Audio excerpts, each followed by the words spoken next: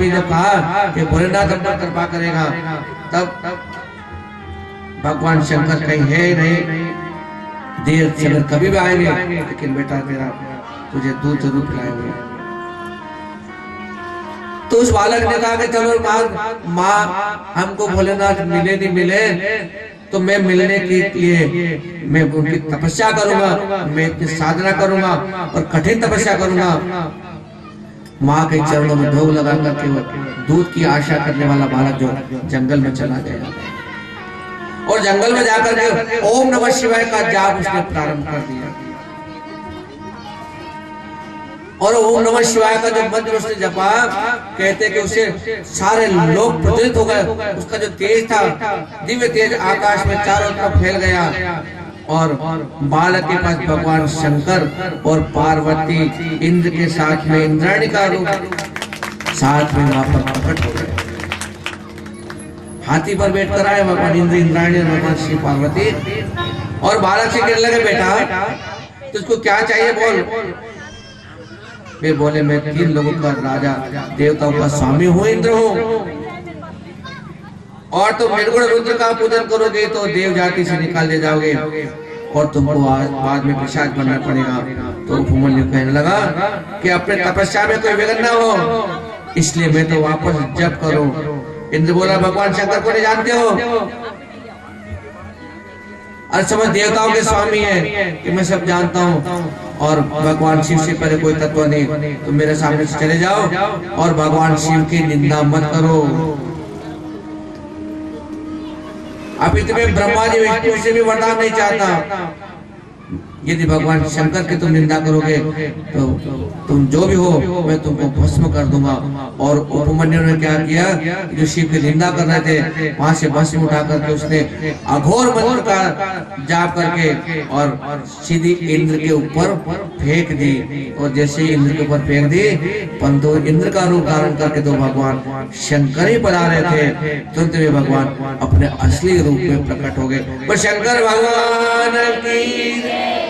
और तब से उन्होंने बालक को कहते बहुत दूध का प्रबंध कर दिया, बहुत सारे दही का प्रबंध कर दिया, अन्न आदि के भंडार वहीं पर भर दिए।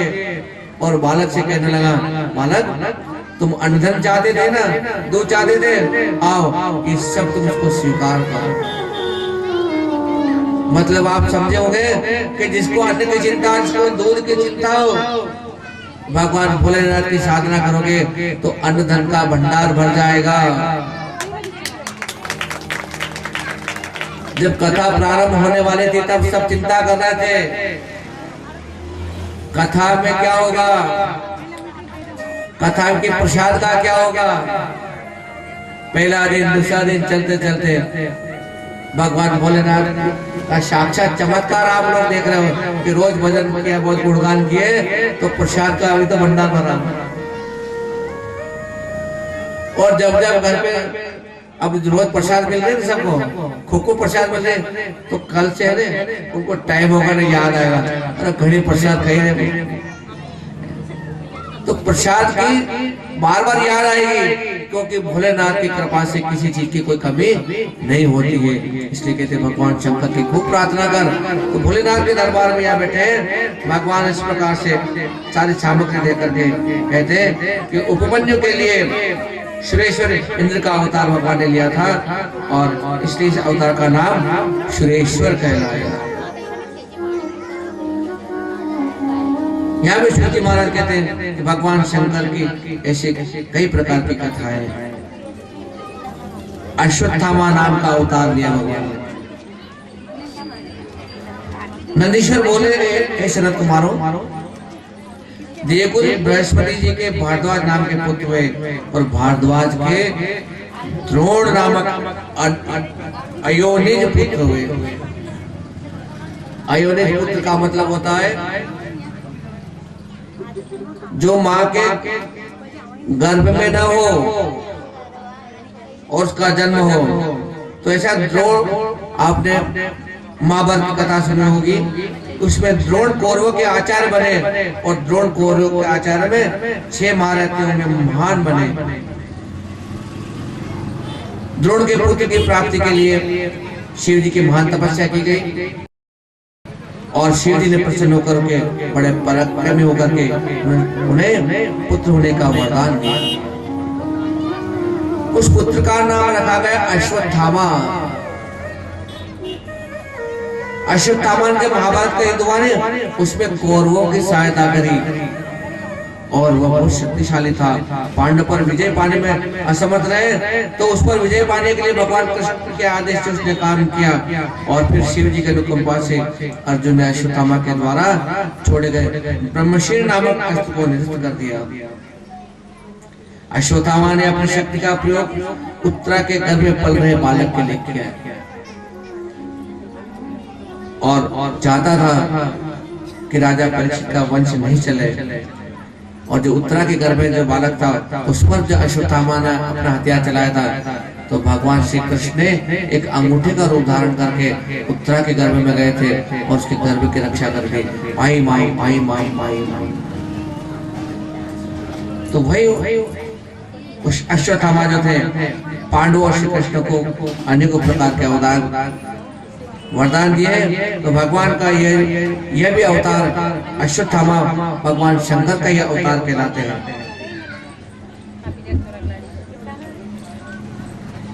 आइए एक किरात नाम के अवतार की कथा आती है। आज आपको क्या अवतार की कथा सुनने को मिलती है।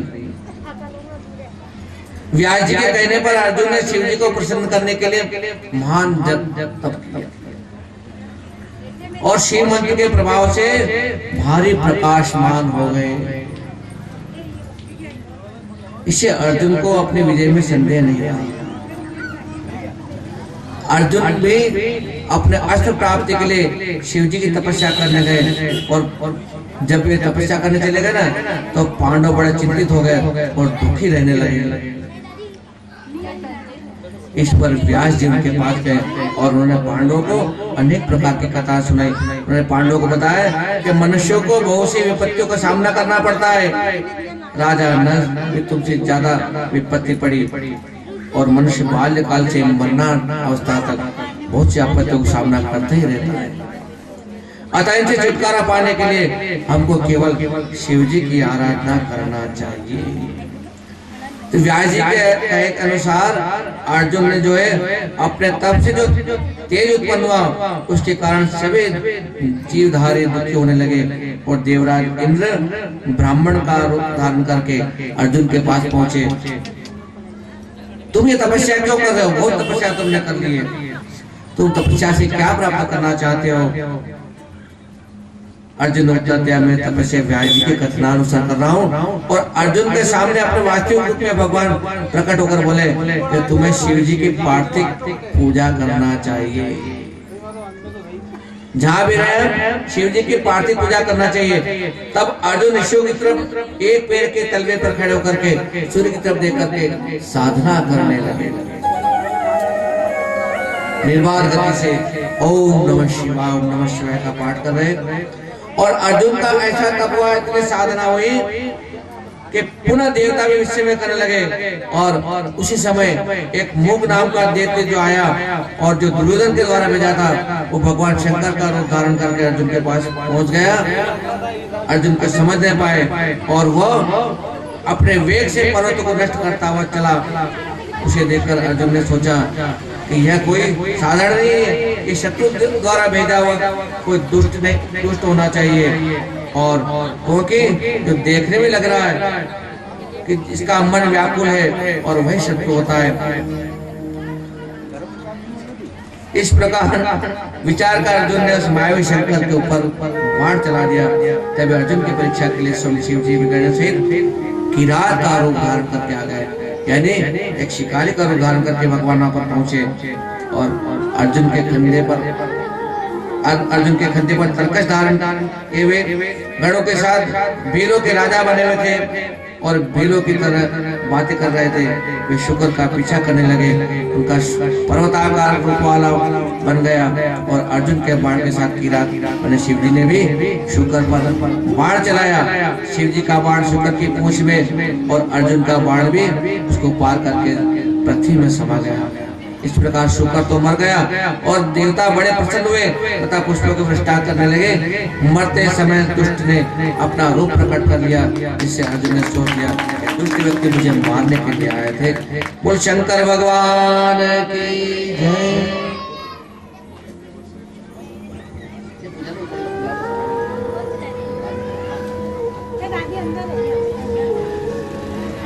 इस प्रकार से बहुत भगवान के अवतार पे अवतार हो रहे हैं।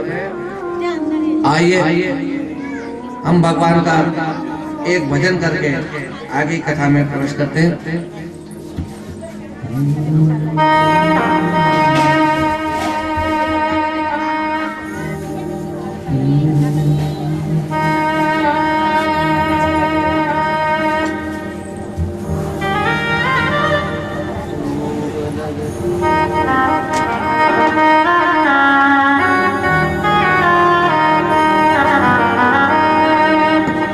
जय डमरू वाले की,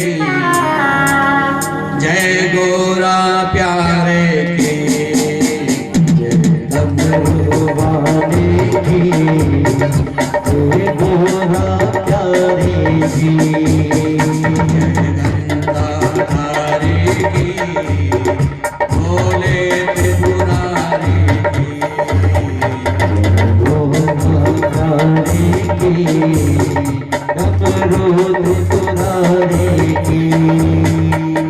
जय बोलो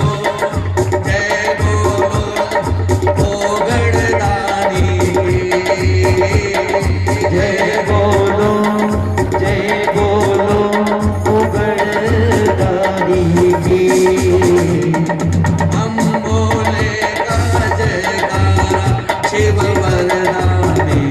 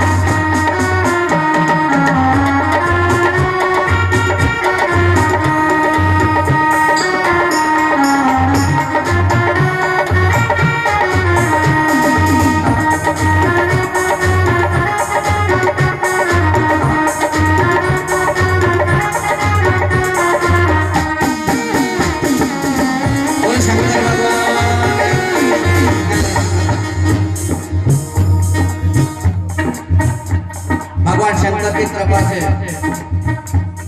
भगवान शंकर का एक रूप, भगवान शंकर का एक रूप है रुद्र। आज भगवान शंकर रुद्र अवतार के रूप में राष्ट्रीय कथा व्यास बने श्री रुद्रदेव जी त्रिपाठी जावत वाले हमारे भी कथा है।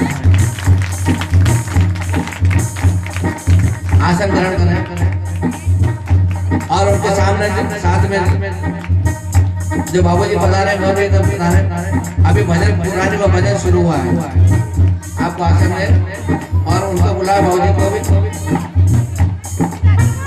आइए भजन का आपको आनंद लेना है।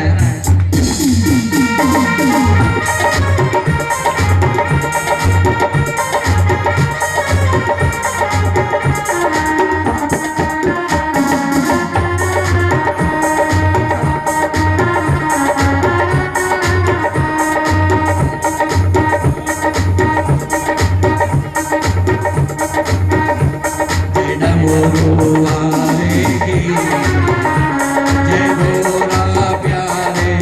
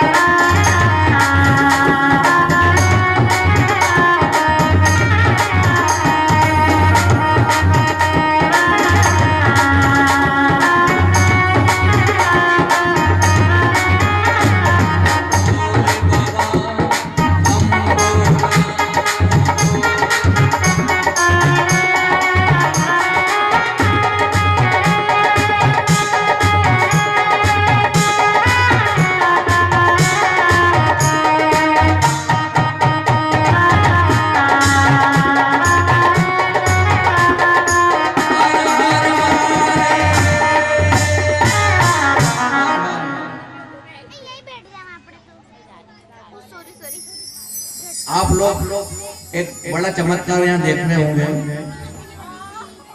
कि भोलेनाथ की कथा में प्रतिदिन ब्राह्मण ही बदलते हैं। ब्राह्मण वो भी कथाकार, एक से एक कथाकार, परम विद्वान। और भोलेनाथ पशुपतिनाथ ने बड़ी कृपा करी कि हमारे बीच में जावत से पधारे ऋषि रुद्रदेव त्रिपाठी, जो राष्ट्रीय कथा व्यास पधारे।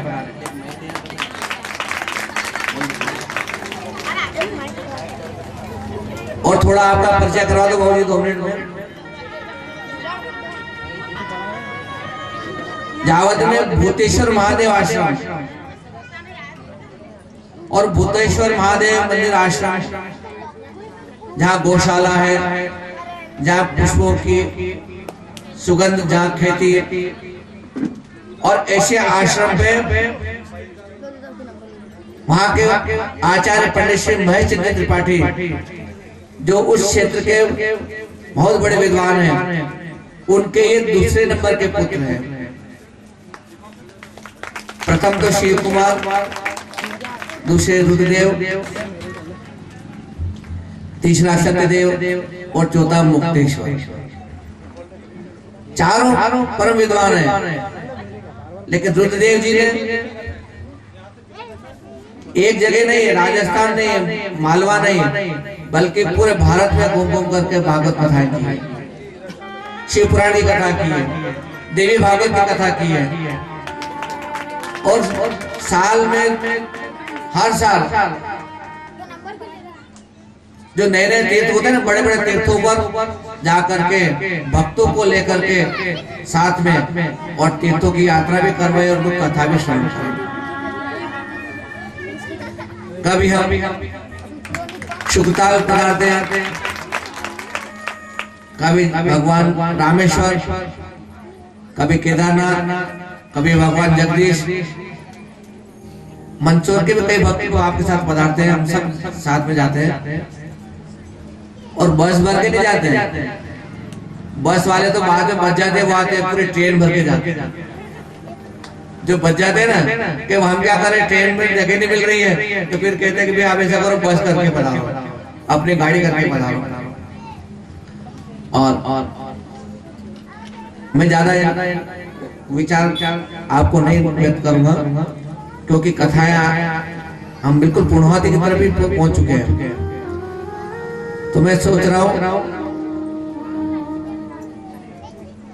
कि परम विद्वान त्रिपाठी जी के मुखारबिंद से आप कुछ शिव महिमा को ग्रहण करें, और उसके पश्चात 5 मिनट बाद में कथा का विश्राम हो जाएगा। आइए मैं आचार्य से निवेदन करूंगा हमारे भक्तों को थोड़ा सा उद्बोधन करें।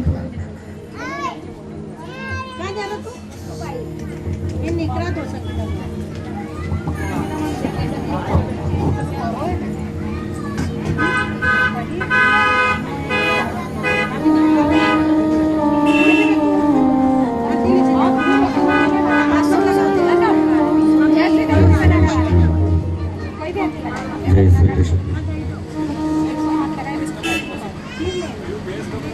श्री राधे। जय श्री कृष्ण, जय श्री कृष्ण, जय श्री कृष्ण। और कब इको भी कब। जय श्री कृष्ण, जय श्री कृष्ण,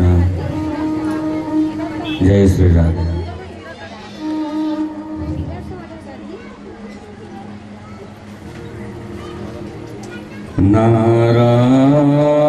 नारायणं नमस्कृत्य नरं चैव नरोत्तमं देवीं सरस्वतीं व्यासं ततो जयमुदीरये। शंभ शंभो महादेव दया सागर शंकर मच्चित्त भ्रमरोर्नित्यं तवास्तु पद पंकजे। बोलिए पशुपतिनाथ महादेव की जय।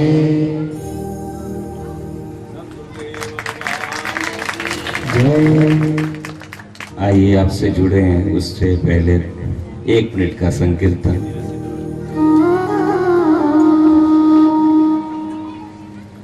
मेरो प्यारो नंद लाल किशोरी राधे, मेरो प्यारो नंद लाल किशोरी राधे, मेरो प्यारो नंद लाल किशोरी राधे, मेरो प्यारो नंद लाल किशोरी राधे, किशोरी राधे, किशोरी राधे, किशोरी राधे, किशोरी राधे, किशोरी राधे, किशोरी राधे, किशोरी राधे, किशोरी राधे, मेरो प्यारो नंद लाल किशोरी राधे, मेरो प्यारो नंद लाल किशोरी राधे, किशोरी राधे।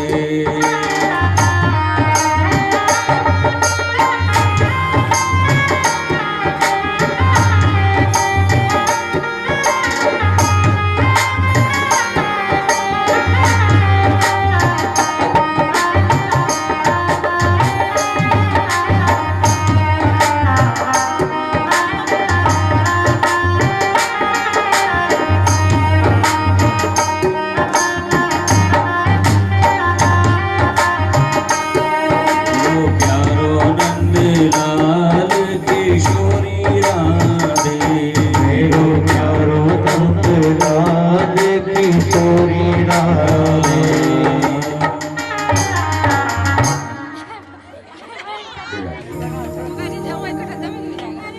बहुत नाच रहे हो, देख रहा हूँ मैं फेसबुक पे।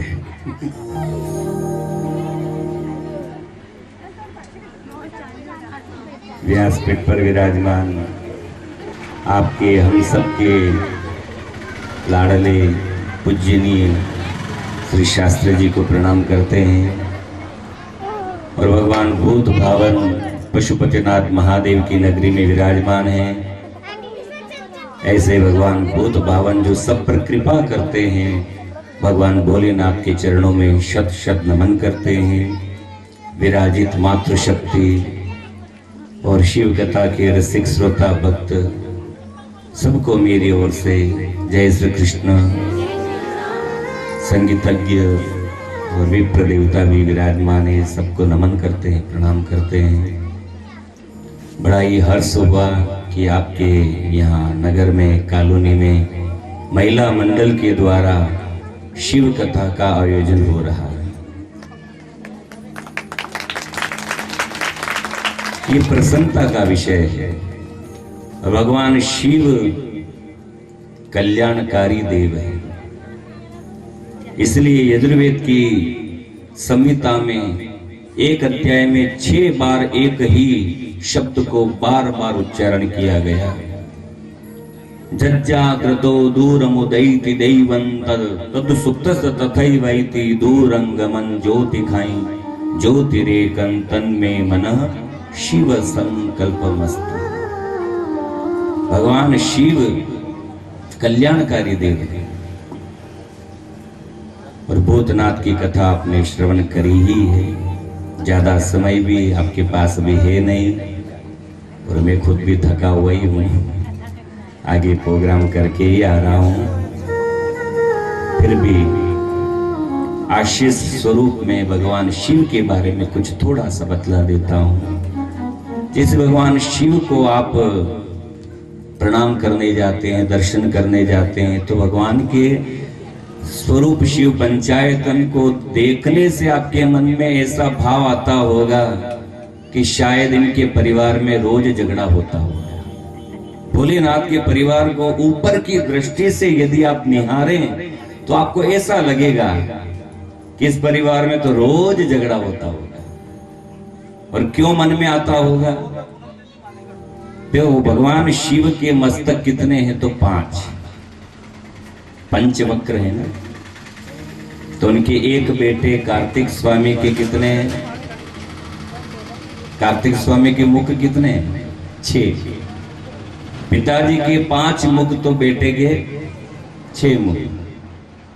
यदि दोनों में बोला चाला हो तो बोलो कौन जीते? 6 मुंह वाला जीते या 5 मुंह वाला? भगवान शिव के 10 भुजा है और उनकी पत्नी जगदम्बा मां पार्वती के कितनी भुजा है? देवी भागवत में वर्णन है। खड्गं चक्र गदेषु चाप परिगये शूलम्बुशुण्डिं शिरा शंखं संददतिं करे स्त्रीनयनां सर्वांगभूषामृताम् नीलास्मद्युतिमास्य पाददशकां सेवे महाकालिकां यमस्तो स्वपितेरो कमलजो हन्तुं मधुं कैटभम्। जगदम्बा माता पार्वती के कितनी भुजा है? तो 18 भुजा। और 18 ही भुजा में तेज धार वाले शस्त्र है। खड्गम चक्र गदेषु चाप परिगये शूलम भुशुंडिम शिरा। भोलेनाथ के 10 हाथ में कोई तेज धार वाला शस्त्र नहीं है, त्रिशूल है बस। जगदम्बा की बोलो, जो उनकी धर्म पत्नी कही गई माता पार्वती जगदम्बा, उसके 18 भुजा। बताओ पति पत्नी में कभी झगड़ा हो जाए तो जीत किसकी हो? भोलेनाथ की जीत हो कि माता पार्वती की जीत हो? 10 हाथ वाला जीतेगा कि 18 हाथ वाली? है ना विरोधाभास। ऊपर से देखोगे तो ऐसा लगेगा आपको। भगवान शिव के एक पुत्र का नाम है गणेश। श्री गणेश के वाहन कौन है? मूषक। तो भगवान शिव के गले में क्या है? सर्प। सांप और मूषक के भी 36 का आंकड़ा है, बेर है। भगवान शिव के गले में सर्प है तो उनके ज्येष्ठ पुत्र कार्तिक के वाहन कौन है? मोर। मोर और सर्प के भी बेर होता है। भगवान शिव के वाहन है वृषभ और जगदम्बा के वाहन कौन है? सिंह, शेर। बेल और शेर में भी मित्रता नहीं है, बेर है। भगवान शिव के तीसरे नेत्र में क्रोधा अग्नि का वास है और भगवान शिव के मस्तक पर मां गंगा है। आग और पानी में भी बेर है। ऊपर से यदि आप भोलेनाथ के परिवार को निहारोगे तो ऐसा प्रतीत होगा कि इनके परिवार में तो रोज झगड़ा होता होगा। सब में एक दूसरे में 36 का आंकड़ा है। सांप मोर के नहीं बने और सर्प और मूषक के नहीं बने, बेल शेर के नहीं बने। एक 10 हाथ वाले, एक 18 हाथ वाली, एक 6 मुंह वाला, एक 5 मुंह वाले। ऊपर से यदि आप देखोगे तो आपको ऐसा ही लगेगा। पर फिर भी आपने कभी नहीं सुना होगा कि भगवान शिव के परिवार में कभी झगड़ा हो गया हो। कभी आपने सुना क्या? विषमता होते हुए भी भोलेनाथ के परिवार में समता है। अनेकता होते हुए भी भोलेनाथ के परिवार में एकता है। सांप सांप का काम करता है, मूषक मूषक की जगह है, मोर मोर की जगह है, बेल बेल की जगह है, शेर शेर की जगह, आग आग की जगह, पानी पानी की जगह। कभी भगवान शिव के परिवार में झगड़ा हुआ ही नहीं। इसलिए सो देवताओं में जब मीटिंग होती है ना, सबके उत्सव की तैयारी करने के लिए, बाकी सब देवताओं को उत्सव मनाने के लिए मात्र वर्ष में एक दिन मिलता है। राम जी का उत्सव मनाना है तो बोलो वर्ष में एक ही दिन मिला ना, चैत्र शुक्ला नवमी। राम नवमी को राम जी का आप उत्सव मना लो। श्री कृष्ण का उत्सव मनाना हो तो पूरे वर्ष में एक दिन, भादवा बुद्धि अष्टमी, जन्माष्टमी, एक दिन ही मिला उत्सव का। पर जब भगवान शंकर के उत्सव का मंत्रणा चल रही थी देवताओं में, तो सब देवताओं ने कहा कि भोलेनाथ का शिवरात्रि तो उत्सव है ही सही, पर इनके परिवार में अनेकता में एकता को देखते हुए, विषमता में समता का भाव देखते हुए भगवान शिव को 1 महीना और विशेष उत्सव का दिया जाए। पूरा सावन महीना किसी देवता को नहीं मिला, भगवान शिव को शिवरात्रि के अलावा पूरा सावन महीना भी उत्सव मनाने के लिए मिला है। क्यों मिला? क्योंकि परिवार में एकता का भाव है।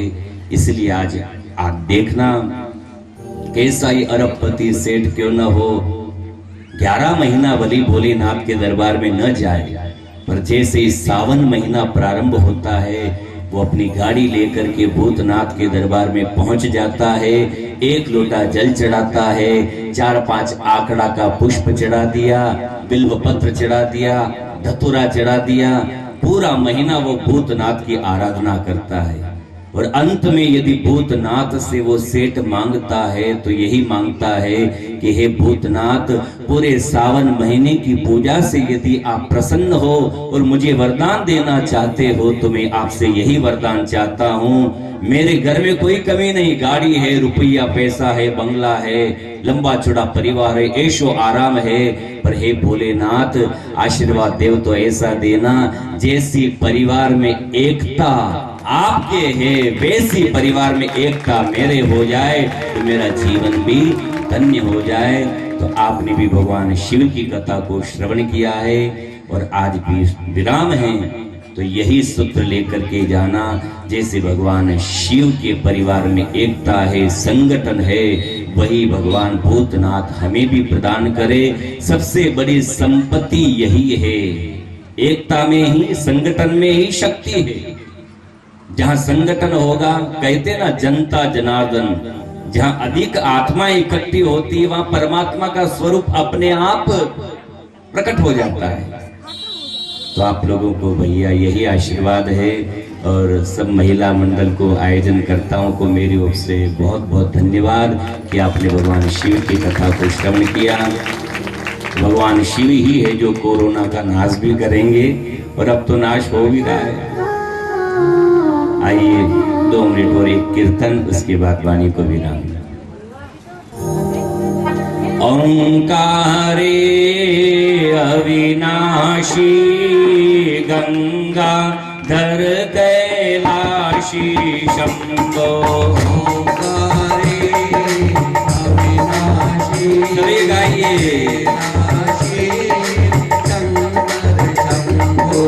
ओंकारे अविनाशी गंगाधर कैलाशी शंभो, ओंकारे अविनाशी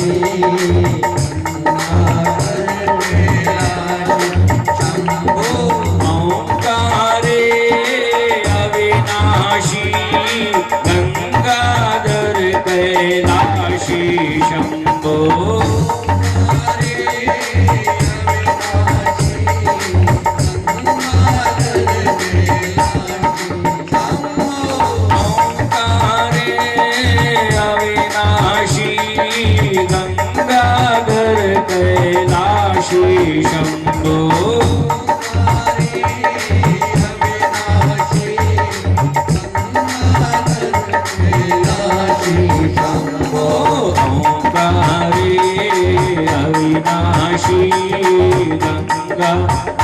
कैलाशी शंभो।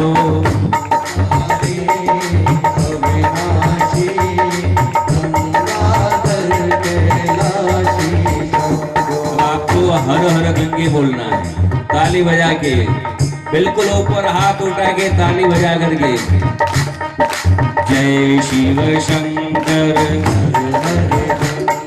जोर से बोलो, जय शिव शंकर हरे हरे गंगे, जय शिव शंकर हरे हरे गंगे, जय शिव शंकर हरे हरे गंगे, जय शिव शंकर हरे गंगे, जय शिव शंकर हरे हरे गंगे, जय शिव शंकर हरे हरे गंगे, जय शिव शंकर शंकर हरि हरि गंगे जय शिव शंकर हरि हरि गंगे जय शिव शंकर हरि हरि गंगे जय शिव शंकर हरि हरि गंगे जय शिव शंकर हरि हरि गंगे जय शिव शंकर हरि गंगे जय शिव शंकर हरि गंगे जय शिव शंकर हरि गंगे जय शिव शंकर हरि गंगे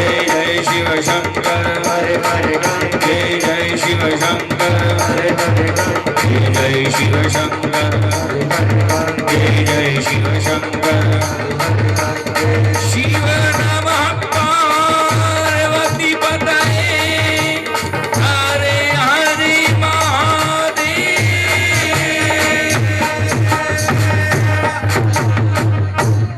बोली पशुपतिनाथ महादेव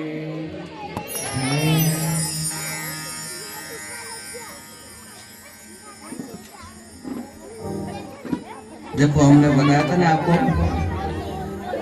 जैसा नाम है वैसे काम है। आदरणीय पंडित साहब ने जो इनकी वाणी है, ये ओज वाणी बोलते हैं। मधुर वाणी और ओज वाणी फर्क है। तो उस ओज वाणी में माइक साउंड का जो सिस्टम बदलना पड़ता है, कम ज्यादा करना पड़ता है, जब इनकी आवाज सुनने को मिलती है। और ऐसे आवाज को हम पूरे भारतवर्ष में बल्कि विदेशों में जाने का भी योजना बन रही है। पासपोर्ट बन चुके हैं और जो कोई साथ चलना हो तो पहले चलना कौन सा अमेरिका का न्यू जर्सी वाले बोल रहे थे तुम्हारी जर्सी पुरानी छोड़ देना, न्यू जर्सी पहनना हो। जैसे हमारे पास भी एक सोलंकी जी बैठे और पीछे बैठे वो भी सोलंकी जी, वो जी थोड़ा पीछे। ये सोलंकी जी का हमारे साथ रहते हैं। और आप का इनका परिचय है कि लक्ष्मी नारायण जी सोलंकी, ये भी बैंक से रिटायर ऑफिसर हैं, लेकिन हमारे मंसूर के कंवर साहब है सोलंकी साहब। ये कई बार यहाँ द्वारकाधीश मंदिर में इनके विवाह उत्सव में पधारते हैं, ये भी हमारे साथ में। तो देखो भगवान शिव के रूप में साक्षात प्रकट होकर के आज मधुर वाणी में हमको जो समापन अवसर पर पधारे, तो उसको हम समापन ही करें, क्योंकि कथाएं तो बहुत है। फिर भी मैं आपको एक कथा और श्रवण करवाता हूँ। आइए, मैं चाहता हूँ कि माला पहनाकर स्वागत करते हैं, थोड़ा साल उड़ा करके आप लोग माता बहन महिला मंडल की तरफ से महिला पधार जाए महाराज जी को पहले।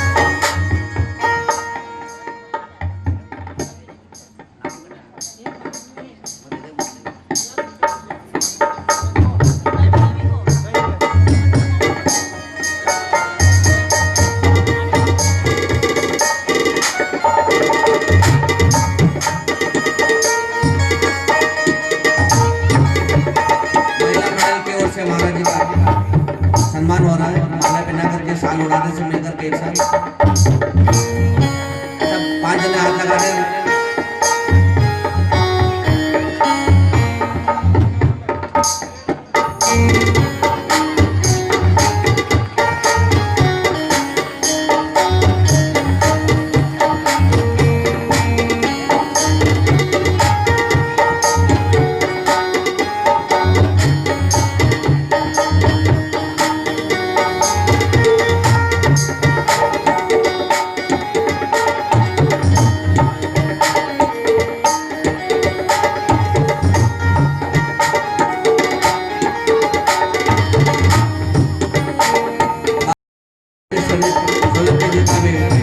दुपट्टा उड़ा करके महिला मंडल की तरफ से स्वागत सम्मान किया जाता है।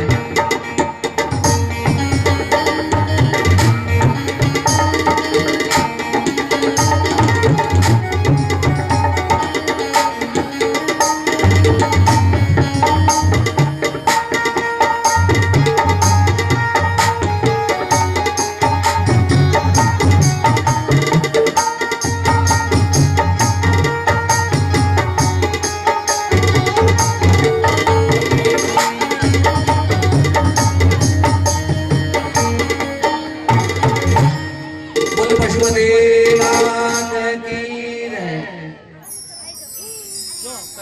अतिथियों का सम्मान संपन्न हुआ।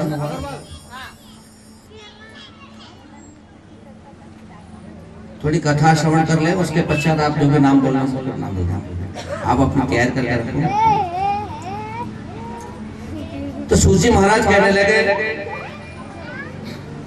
कि एक समय की बात है जब दक्ष प्रजापति के 27 कन्याएं थी और कन्याओं की जो बड़ी चिंता थी महाराज को कि भाई एक नहीं 27 कन्याएं हैं। आजकल कन्या एक हो तो भी माता पिता को बड़ी चिंता रहती है इसकी 27 कन्याएं कैसे जाएगी, किस घर में जाएगी, कौन इन्हें पसंद करेगा। लेकिन भगवान की ऐसी माया कि संसार में सबसे सुंदर अगर कोई है तो चंद्रमा, और चंद्रमा का जब विवाह की बात चली, चंद्रमा को देखने के लिए गए तो रोहिणी के साथ में उनका संबंध तय हुआ। चंद्रमा का संबंध रोहिणी के साथ में तय हो गया। तो बाकी 26 बहनें नाराज हो गई। पिताश्री, इतना सुंदर राजकुमार चंद्रमा और हमारी बहन का विवाह उनके साथ कर दिया, हमारा विवाह किसके साथ होगा। हम तो चाहती हैं कि चंद्रमा को ही हमारा पति बना दो। घर परिवार में जब 2-3 कन्या होती है, कई बार जिद करती कि हम एक ही परिवार में चले जाए, दोनों बहनें एक परिवार में रहेगी। लेकिन जब विवाह होता है उसके बाद में उनमें द्वेषता बढ़ जाती है, थोड़ा उनको परेशानी बढ़ जाती है, एक दूसरे से खार किससे बढ़ जाते हैं।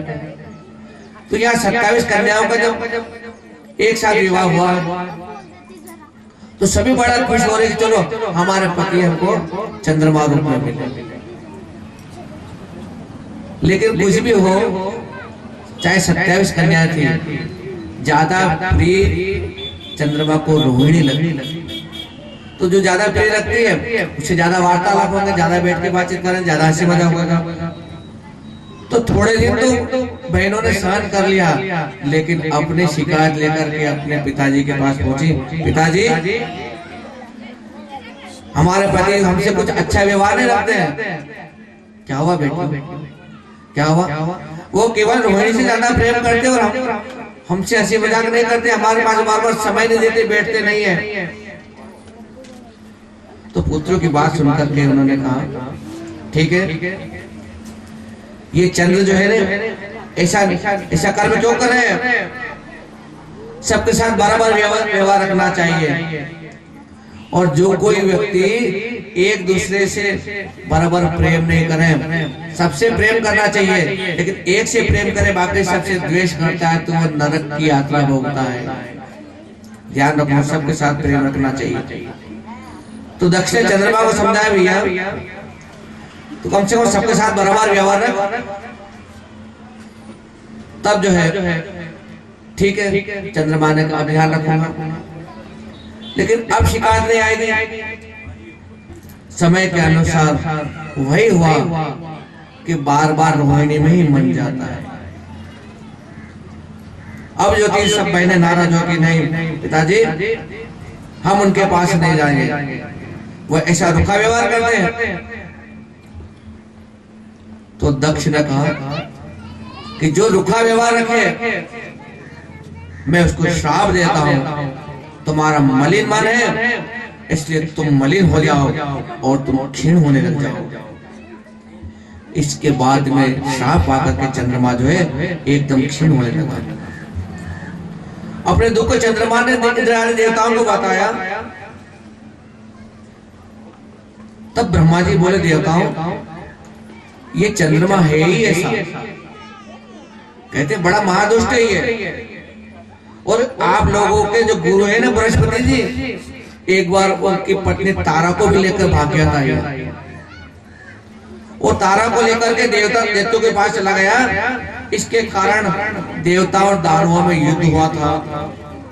और बृहस्पति जी कहते हैं मेरे बहुत समझाने के बाद में इस चंद्रमा ने तारा को वापस दिया। और जब तारा को वापस लौटाया ने, तो तारा उस समय गर्भवती थी और उसका जो पुत्र हुआ है उसका नाम बुद्ध पड़ा है। इसलिए मैं अब तुमको एक उपाय बताता हूँ, तुम उपाय करो। तुम सब चंद्रमा को लेकर प्रभास नामक क्षेत्र में भगवान शिव का पूजन करो। हाँ जाओ, क्योंकि जिसको मलिन का जो रोग लग गया है, जो हमारी भाषा में उसको कहते हैं क्षय रोग, टीबी का रोग, इस पर सभी देवता ऋषिगण चंद्रमा को लेकर के प्रभास क्षेत्र में जाते हैं और 10 करोड़ भगवान शिव का नाम का जप उन्होंने किया है। तब भगवान शंकर वहां पर सब बीच प्रकट हुए। बोल शंकर भगवान की जय। भगवान ने कहा तुम चाहते क्या हो? भगवान, ये जो चंद्रमा का स्वरूप क्षीण हो जाता है, तो ये क्षीण नहीं हो, इसको श्राप से मुक्त कर दो।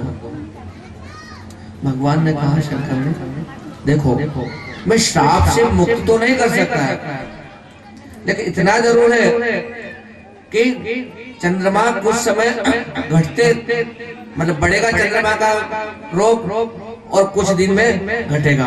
तो बढ़ना और घटना जो है 15-15 दिन का जो पक्ष होता है पखवाड़ा, 15 दिन बढ़ता है चंद्रमा, 15 दिन घटता है, ऐसा भगवान ने वरदान दिया है। और इस प्रकार सब देवता सुनकर के बड़े प्रसन्न हो गए। सब देवता अपने अपने स्थान पर जाने लगे। तब से भगवान का नाम पड़ा सोमेश्वर। तो सोमेश्वर नाथ जो भगवान का नाम पड़ा है।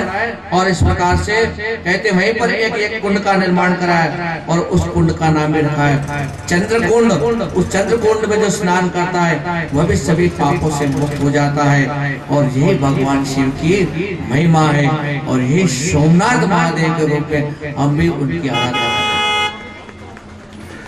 तो जो भगवान शंकर से यदि हम भी ऐसा वरदान चाहें कि हमारे शरीर में रोग हो और हम रोग से मुक्त हो, तो हमको भी भगवान का जो देवताओं ने स्तुति की थी, जो प्रार्थना की थी, वह स्तुति हम भी करें। तो जो स्तुति प्रार्थना आज हम हमारे बीच में जो पंडित साहब विराजमान, हम सब मिलकर के उस स्तुति का गान करेंगे। आप उस स्तुति को याद हो तो सुनना, नहीं तो हम उसका गान करेंगे, उससे भी हमारे रोग दूर होंगे। और मैं महाराष्ट्र को एक चीज बताना चाहता हूँ कि जहाँ पर ये बंचोर का ये पशुपराज परिसर का जो क्षेत्र है ना, बहुत ही सोलंकी नदी के उस पार तो कोरोना का हाहाकार मचा हुआ था। और इस सड़क के उस पार एक गांव पड़ता है छोटा सा, उधर में हाहाकार मचा हुआ था। वहां तक बैरियर लगे थे, लेकिन भगवान भोलेनाथ के परिसर में कोरोना फटका तक नहीं। लोग कैसे आए थे? तो भगवान की कृपा उनके अधीन रहते। और क्यों रोग नहीं आया, क्यों हमारे पर कष्ट नहीं आता है? तो भगवान शिव की जो महिमा है, हम उनके आशीर्वाद से। तो कथा का विराम जैसे ही हमारे पाठ पूरा होगा, हम इसके बाद एक भजन गा के कथा का विराम करेंगे।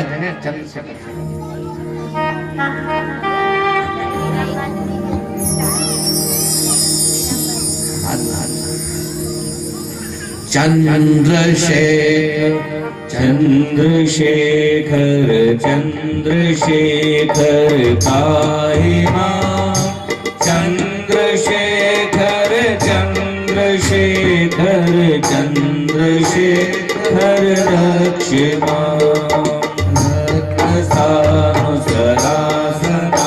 व्रजधानिशङ्खनिकेतनं सिञ्जनीकृतपन्नगे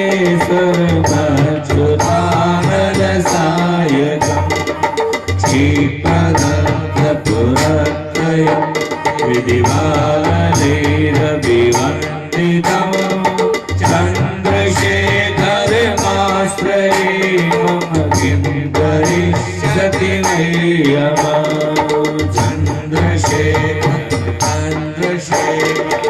चन्द्रशेखर पाहि मां चन्द्रशेखर चन्द्रशेखर चन्द्रशेखर रक्ष मां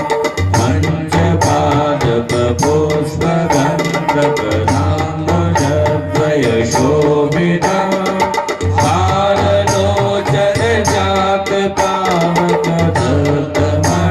पादलोचनजातपावकदत्तमन्मथविग्रहम्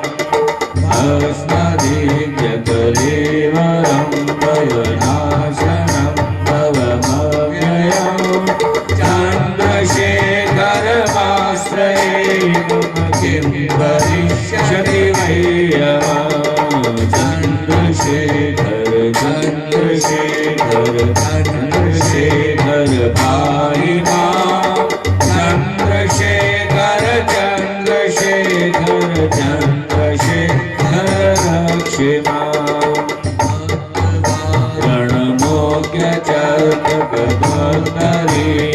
प्रणमोग्यचर्कगोत्तरीयमनोहरम् अङ्गजासनपद्मलोचनपूजितां त्रिशिरोरुहम्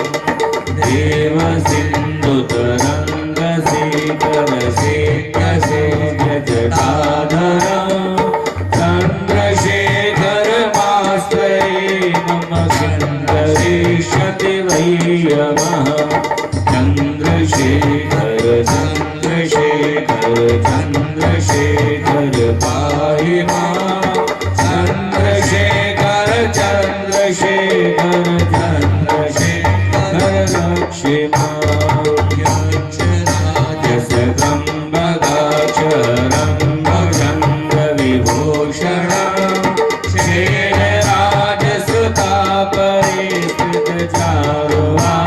शेनराजसुतापरिस्थितचारुवामकलेवरं श्रीनगरं परसदधारिणं मृगधारिणं चन्द्रशेखरमाश्रये मम किं करिष्यति वै यमः चन्द्रशेखर चन्द्रशेखर चन्द्रशेखर पाहि मां चन्द्रशेखर चन्द्रशेखर चन्द्रशेखर रक्ष मां कुण्डलीकृतकुण्डलेश्वर कुण्डलं ऋषिवाहनं नारदादिमुनीश्वर स्तुतिवैभवं भुवनेश्वरम्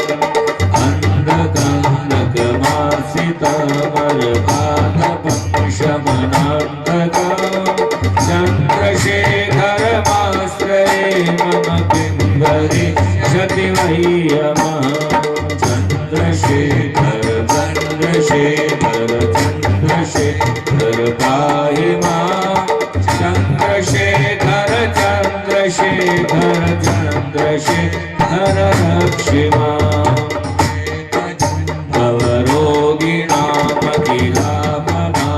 भवरोगिणामखिलापमामपहारिणां लक्षयज्ञविनाशनं त्रिगुणात्मकं त्रिविलोचनं भुक्तिभोक्तिफलप्रदं सकलात्मसङ्गनिवर्हणं चन्द्रशेखरमाश्रये मम किं करिष्यति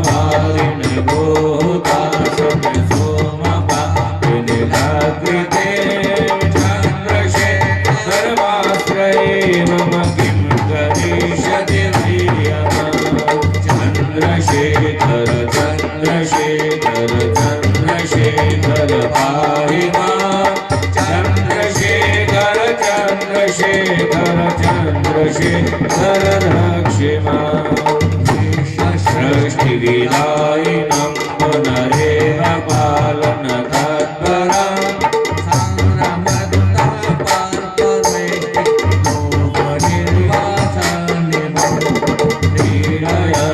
क्रीडयन्तमहर्निशं गणनाथयोतसममृता चन्द्रशेखरमाश्रये मम किं करिष्यति वै यमः चन्द्रशेखर चन्द्रशेखर चन्द्रशेखर पाहि मां चन्द्रशेखर चन्द्रशेखर चन्द्रशेखर रक्ष मां मृत्युभीतमृकण्डसोऽनुगतस्रहं शिवसन्निधौ यत्र गोत्र जया पटेन तस्य मृत्युभयं भवेत् पूर्णमायुर्रोगितामखिलापसम्पदमादरा चन्द्रशेखर एव तस्य ददाति मुक्तिमयप्रदः चन्द्रशेखर चन्द्रशेखर चन्द्रशेखर पाहि मां चन्द्रशेखर चन्द्रशेखर चन्द्रशेखर रक्ष मां वो चंद्रशेखर भगवान की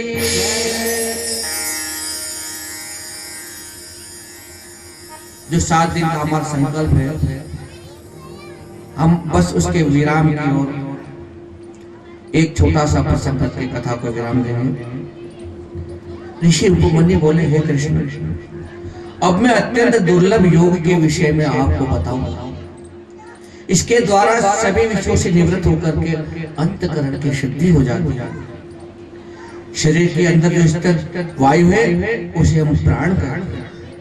उसकी गति के अवरोध को प्राणायाम कहते हैं और यही प्राणायाम हमारे सभी दुखों को दूर करता है, शरीर की भी रक्षा करता है। और जब प्राणवायु जय होती है तब इसके लक्षण दृष्टिगोचर होते हैं और प्राणायाम में सभी रोगों का नाश हो जाता है। हमेशा शिव का ध्यान करता है, यही उत्तम है और इसके बाद ही हमको सहज मुक्ति प्राप्त होती है। बोले शंकर भगवान की। तो सूत जी महाराज बोले, हे मुनियों,